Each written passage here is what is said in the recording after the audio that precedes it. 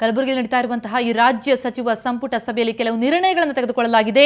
ಜಿಲ್ಲಾ ಪಂಚಾಯತ್ ತಾಲೂಕ್ ಪಂಚಾಯತ್ ಸದಸ್ಯರ ಗೌರವ ಧನವನ್ನ ಹೆಚ್ಚಳ ಮಾಡಲಾಗಿರುವಂತದ್ದು.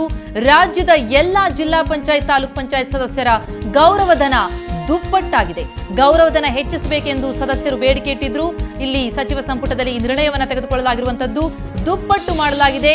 ಎಲ್ಲಾ ಜಿಲ್ಲಾ ಪಂಚಾಯತ್ ತಾಲೂಕ್ ಪಂಚಾಯತ್ ಸದಸ್ಯರ ಗೌರವ ಧನವನ್ನ ಹೆಚ್ಚಳ ಮಾಡಲಾಗಿರುವಂತದ್ದು.